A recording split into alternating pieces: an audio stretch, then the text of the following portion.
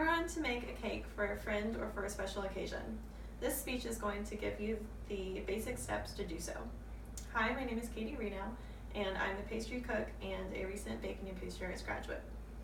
With the knowledge I've obtained in school, I'll be able to teach you the proper way to ice a cake. I've also used for research the Baking and Pastry Arts book from the Culinary Institute of America, an article from Wilton, and an article from Bon Appetit magazine. So first I will begin the speech by explaining and presenting the supplies needed to ice a cake, and then I will show you how to cut the cake into even layers and how to fill and crumb coat the cake. And then lastly, I will show you how to spread the icing evenly on the cake in a way that results in clean, smooth edges. So to begin, let's talk about the supplies that we need for the cake. First of all, of course, you'll need a cake and frosting. You can either buy box mix or you can make it from scratch. Either one will work. And then next we will set up our area to ice the cake. You will need a turntable, a spatula, a cake board, a towel, a ruler, a serrated knife, and a little scrap bowl, and a cup of hot water. So this is what is called mise en place. Mise en place is a French culinary term meaning everything in its place. And so once you have all your supplies mise en place, you are ready to cut and fill and crumb coat your cake. So to cut your cake, I've already done it here, but I'm going to show you. You'll use your ruler and find exactly where the middle point of your cake is, and then using your serrated knife, just make little marks along the edge of the cake going around. Once you have all those marks, you'll then keep your knife in a stable position right there on that mark. Hold your cake and using your turntable kind of draw a line so that you have a nice even line all the way around. Then once you have that line, you will use your knife to saw back and forth. Don't push it because that could damage the cake or squish it. So you'll saw back and forth all the way around while turning until you get all the way through. Once you're through, you'll just move this one aside and then put probably about half a cup of icing in the center. And then using your offset spatula, you're going to press the icing down and spread it out past the edge of the cake. You want excess around the edge of the cake. And then hold your spatula still, and this will make it level. And then you want to swipe the icing off your spatula, so you start with a clean spatula. Then place your next layer on top, and then add just a small amount of icing. It doesn't need to be much. And spread it all around the top. And then using the excess on the sides, we're gonna coat the outside like this. And this is what is called a crumb coat. This is basically just a base coat to catch all the crumbs that are falling from the inside of the cake. And this will give you a nice even setup before you do your final ice. So it doesn't have to be perfect, just as long as it's all together. And then we will final coat our cake. So first you're going to place a large amount of icing on the top, probably more than you think you should need. And then using your spatula, press down, again, just like we did the layers, spreading it out past the edge, smoothing it out.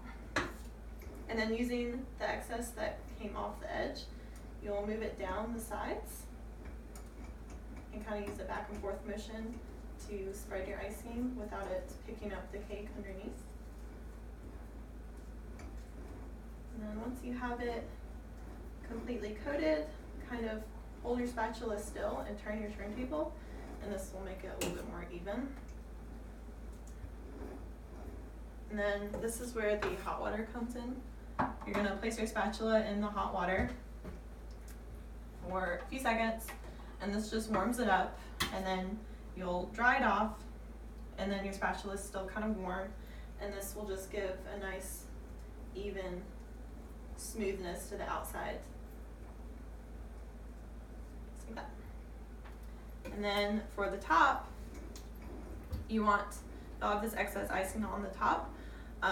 So to get rid of that, you're gonna use your spatula and swipe towards yourself.